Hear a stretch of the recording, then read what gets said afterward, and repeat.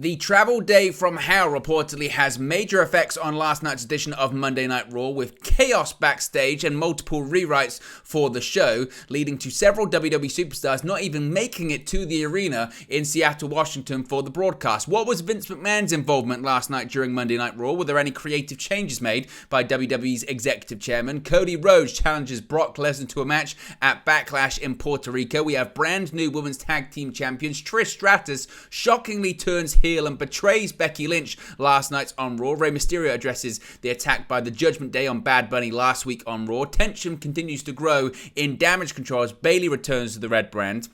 Speaking of Damage Control, Io Sky is the new number one contender for the Raw Women's Championship. We got the ratings for last Friday's edition of SmackDown, and Eric Young reportedly has been under contract to WWE since November of last year.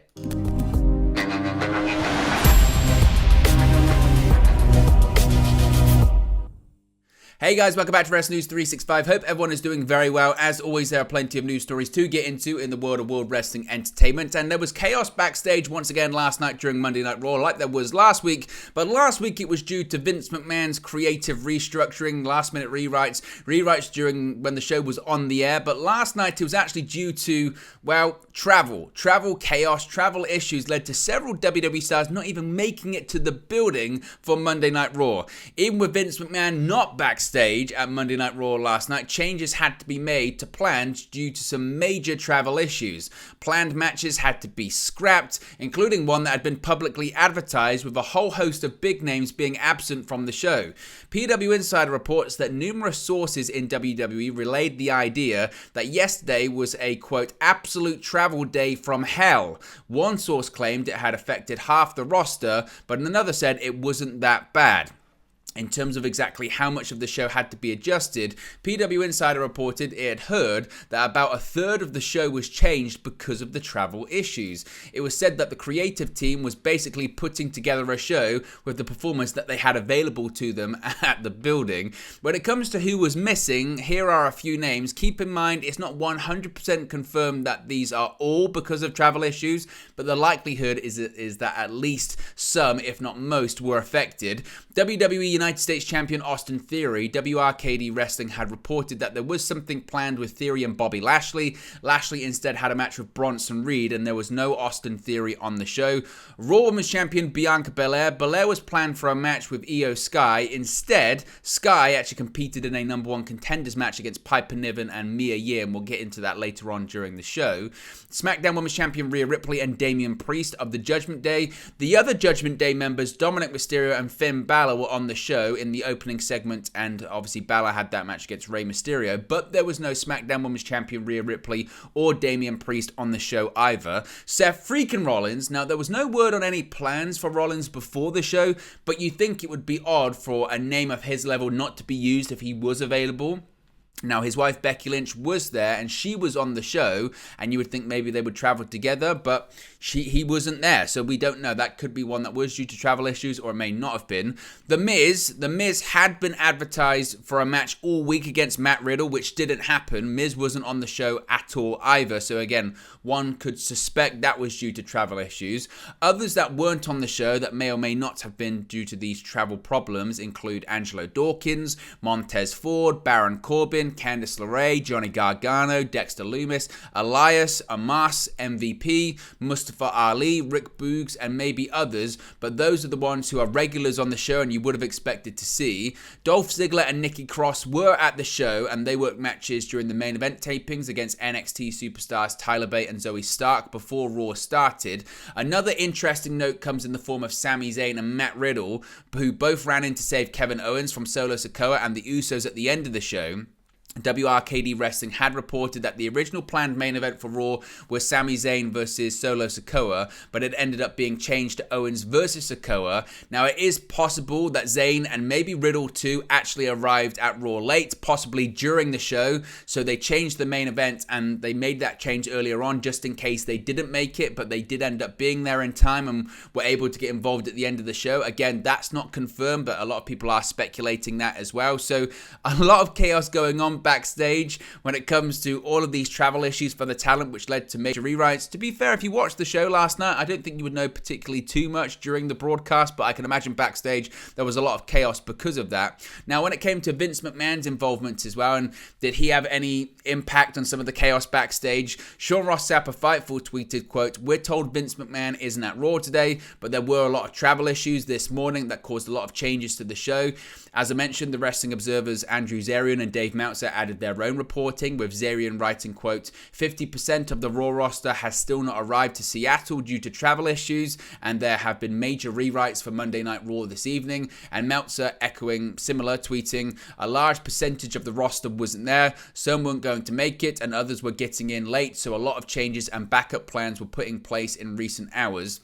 Now, when it comes to Vince McMahon's involvement in the show, we did bring you last night that Vince McMahon wasn't backstage in Seattle, Washington. Frankly, I suppose if he wanted to get there, he might have had the same travel issues, although he would probably take his private jet. But what was his involvement overall in the show? Was it largely similar to what it was during SmackDown? Well, pretty much. In an update from PW Insider, Vince McMahon went over original plans for Monday's Raw, but did not order any massive changes or rewrites. The report added that while there were some major rewrites to the show, they were not brought about by McMahon, who was back in his home in Stamford, Connecticut. Instead, the changes were brought about due to travel issues faced by WWE talents and personnel in getting to the location of this week's Red Brand show.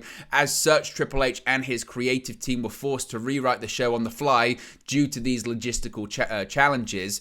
Of course, when it comes to Vince McMahon, shortly after the news broke of the WWE-UFC merger last week, Vince McMahon told CNBC that he had no intention of getting in the weeds in regard to WWE's creative operations, and that he'd only make suggestions when it comes to higher level decisions. Now, so far, Vince McMahon, well, for the last two shows, has stayed true to his word, with multiple reports suggesting that he's let Chief Content Officer Triple H call the shots from gorilla position, with the exception really being that first Raw after WrestleMania 39. But when it comes to SmackDown last Friday, he wasn't there. He was in the meeting remotely and made some minor changes, same as last night during Raw. So maybe, and I guess hopefully to some, this will be the plan going forward. But anything can and will change, especially if Vince McMahon is present at any of these shows. I guess the next big indicator is going to be the next big premium live event, that being Backlash in Puerto Rico. If Vince is there, is he going to make any changes to the show that day as well? We'll have to wait and see. Now, lots of people were wondering, what was Cody Rhodes going to say in response to what happened to him last week on Monday Night Raw when he was viciously attacked by Brock Lesnar. Last week's Raw after WrestleMania show closed in shocking fashion when Brock Lesnar laid waste to the American Nightmare Cody Rhodes after previously agreeing to team with him in the main event against Solo Sikoa and Roman Reigns. Cody came to the ring last night to address the attack from Lesnar. He said he usually had a singular focus, but after last week, he's a little bit cloudy. He said that after he lost at WrestleMania, he did not adjust for Roman or what he would do to get the job done. He says he spoke to his friend Matt, we'll talk about that in just a second, about how wins and losses matter, and the only people saying they don't are people who already finished the story. With speculation that Matt could be referring to AEW's Matt Jackson, Matt Cardona took to Twitter during the promo to seemingly confirm it was in reference to him, the former WWE Zack Ryder. He then spoke about Paul Heyman saying he would have to earn a rematch with Roman Reigns, which undermines his entire career from the undercard to the EVP. Cody then addressed Brock Lesnar, saying that the only thing more embarrassing than laying with a rubber chicken near your head is putting your heart on the line and getting attacked by Brock. Cody then had his own theory about why Brock Lesnar attacked him, saying he believes Brock is uncertain about the hype about Cody and the change that he can bring to WWE. Cody says that Brock Lesnar looks at everyone and thinks victim, and that if he asked if he was scared of Brock Lesnar, he would be crazy not to be. But he still wants to fight him. Cody said that he will pounce on Brock when he blinks, and the next time he looks into the mirror, he will see a victim, Cody's victim. Cody then challenged Brock to a one-on-one first time ever match at Backlash in Puerto Rico. Now, he did call it WrestleMania Backlash, which I guess is just a little bit of a mistake by Cody because all the promotional material still says Backlash, but it led to people getting concerned going, he said what? WrestleMania Backlash, it's still Backlash as of right now. Now, when it comes to when we're going to get an answer to Cody Rhodes' challenge. We won't have to wait too long because Brock Lesnar is going to response next week. WWE has officially announced Lesnar's return to Monday Night Raw for next week in Little Rock, Arkansas. So we're going to find out next week. Brock Lesnar most likely you would think is going to accept the challenge, and the match will be made for Backlash. Cody Rhodes versus Brock Lesnar, first time ever, pretty big main event for a big premium live event. Now we have new women's tag team champions as well. Liv Morgan can now call herself a WWE Women's Tag Team Champion, and for the second time, Raquel Rodriguez has become one too. However, it didn't exactly play out the way many of us would have imagined. Last Monday, Morgan and Rodriguez defeated Damage Control's Dakota Kai and Io Sky to earn a title opportunity. But come Monday night, they had slightly different opponents. While Becky Lynch was able to suit up and defend her championship, her Hall of Fame partner Lita was not able to. She was attacked by a mystery assailant backstage earlier on in the evening, and we still don't really know who that was. So using the Freebird rule, in stepped Lynch's WrestleMania Trios partner, fellow Hall of Famer Trish Stratus.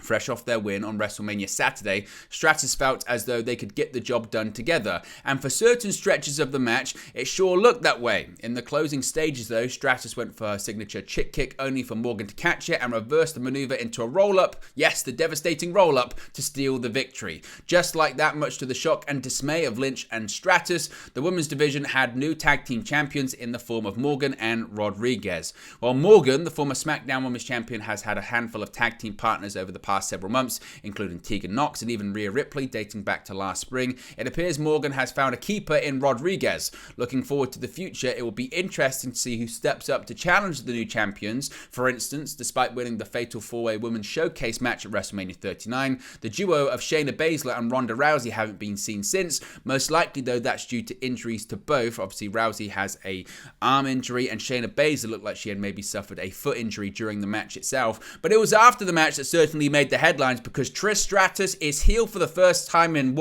20 years, maybe? Nearly 20 years, something like that. Becky Lynch, of course, no longer holds one half of the Women's Tag Team Championship, and her Hall of Fame partner has some explaining to do. No, not Lita, but rather Trish Stratus. As I mentioned earlier on in the evening on Raw, Lita was attacked backstage while their title challengers Liv Morgan and Raquel Rodriguez were arriving at the arena. Lita was ruled out of action almost immediately, but the title match still went on, with Trish Stratus being the partner of Becky Lynch, and unfortunately they lost the match. But it wasn't only there where Lynch's miserable night ended. After the defeat, the man looked to console her partner, only for Stratus to strike Lynch when her back was turned. As Lynch was struggling to her feet, the Hall of Famer knocked her out with a chick kick, and then in the process turned heel for the first time in nearly 2 decades.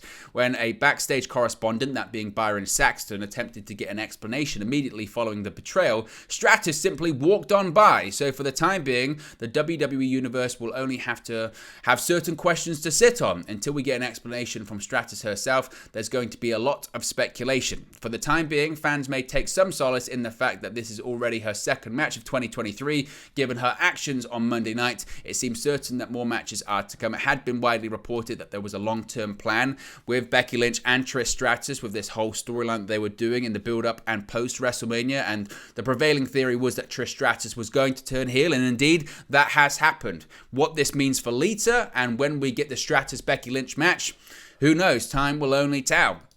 And one match we seemingly do think is going to happen is Bad Bunny is going to be involved in some kind of match, we think, in Puerto Rico for the Backlash Premium Live event. And new Hall of Famer Rey Mysterio opened up last night's episode of Raw to address what happened to Bad Bunny last week. On last week's show, Mysterio was attacked and defeated by Austin Theory before Dominic Mysterio and Damian Priest attacked Bad Bunny at ringside, with Priest chokeslamming Bad Bunny through the announce table. To open up last night's show, Rey said that last week should have been the best week of his life, with him going into the Hall of Fame and competing at WrestleMania, but instead he had to face his own son.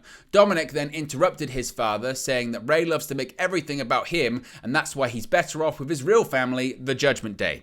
Dom then said he would have beaten Rey at WrestleMania if Bad Bunny didn't get involved, and claims Rey is using him like he's used Dominic. Dominic then said he hopes Bad Bunny learned his lesson last week, but Rey said he spoke to Bad Bunny just the night prior, who said he would be back and the Judgment Day would regret putting their hands on him.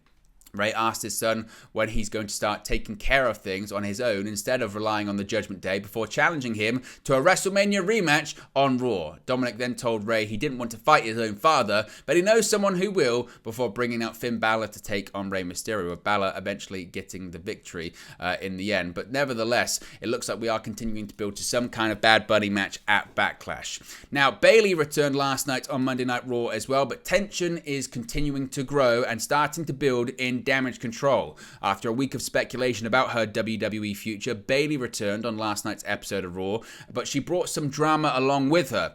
On the show, Bayley came out of Adam Pearce's office telling Dakota Kai and Io Sky that there'll be a three-way involving Michin, and Piper Mia Yim. I mean, I hate the Michin. Mia Yim. Saying Mia Yim and Piper Niven on last night's show, with the winner getting a title shot at Bianca Belair's Raw Women's Championship. When Bayley told Io and Dakota, they seemed to take issue with Bayley taking the spot, telling her she's had her chances against Bianca already, so one of them should get the shot. Bayley then returned to Pearce's office to see if he would let either Io or Dakota enter the match in her place, which indeed did happen, because we now know, easy for me to say, who is going to be the number one contender for the Raw Women's Championship, and it's none other than Io Sky. Yes, Bayley pulled some strings, and Io Sky got to compete instead. While WWE seemingly planted the seeds last week on Raw for an eventual showdown between SmackDown Women's Champion Rhea Ripley and Raw Women's Champion Bianca Belair, we now know who will next challenge the EST of WWE for her championship, that being Damage Control's Io Sky. Earning that title match wasn't going to be easy, as Sky had to defeat both Mitch and Mia Yim and Piper Niven in a triple threat match to determine the new number one contender. But if body language is anything to go by, Bayley may very well think she should have had the spot instead.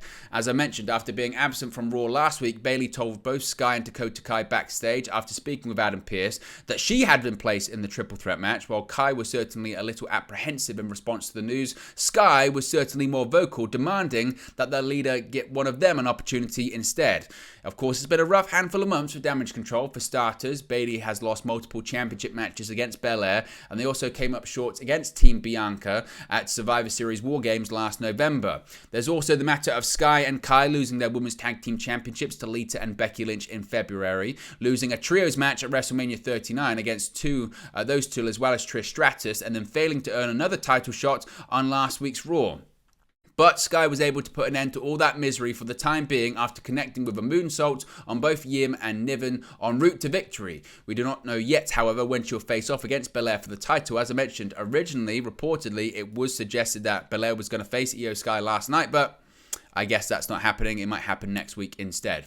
Let's talk about SmackDown briefly. Big numbers for SmackDown, big ratings for the Blue brand. The viewership figure and demo rating for Friday's April 7 edition, the post-WrestleMania 39 edition of SmackDown on Fox, has been revealed per Brandon Thurston of WrestleNomics. SmackDown drew 2.468 million viewers. This is slightly down from the March 31st edition that drew 2.484 million viewers. In the 18 to 49 demographic, Friday's show scored a 0.69 rating. This is on par with the week prior that also scored a 0.69 rating. WWE ranked number one on broadcast prime time in the demo for the night. This is the highest demo rating for the program since Christmas 2020 that had a big NFL lead in. I remember that episode because everyone was raving about it. Huge viewership numbers, huge demo, and realistically it's because they just had an NFL game and it was on Christmas Day and everyone's watching TV and everyone's watching NFL. This is far more impressive, and the post-WrestleMania 39 edition of SmackDown certainly delivering big ratings. The show featured Jey Uso defeating Sami Zayn in the main event, and the return of Matt Riddle to help make the save for Sami Zayn from the Bloodline. Of course, also as well, Triple H addressed the WWE Universe to announce that the WWE Draft will be returning in a few weeks' time. So big numbers for the Blue brand on Fox. Finally, a lot of people have been asking, what's going on with Eric Young? There was a report late last year that Young, of course, who had left Impact Wrestling, had signed with WWE. He was one of a plethora of former WWE stars to be returning to the company under the Triple H regime. And according to Sean Ross Sapp of Fightful Select, Eric Young is under a WWE contract. Many people have been asking about the status of the former Impact World Champion, and Fightful can confirm that he's with WWE, and not only that, he's been with the company for quite some time. Young was recruited back in a wrestling capacity in 2022 by Triple H's new regime just a few months after taking over. Fightful have been told that by October, Impact Wrestling was made aware that Eric Young would be finishing up with the company. In fact, Eric Young has been under WWE contract as far back as November 1st, but hasn't appeared at all on screen, and they've yet to hear about him being backstage at all either. He continued to appear on Impact Wrestling until December 1st, where he was kayfabe murdered by Cody Deaner, or just Deaner, but he is under contract, but I guess there are no plans for him right now, or they haven't figured out what they're going to do. So there you go. That's the latest WWE news for you guys. Be sure to smash a like on the like button. Be sure to subscribe bottom right hand corner. Let me know your thoughts in the comment section below. Remember, you can join the WN365 roster by clicking that join button, and I'll speak to you again very, very soon. Hey guys, thank you for watching, listening, streaming, or however you come across this video today. Be sure to click on the video on the right there to watch our next video, or click the bottom there to subscribe, or the bottom right hand corner. Thank you very much, and I'll speak to you again very soon.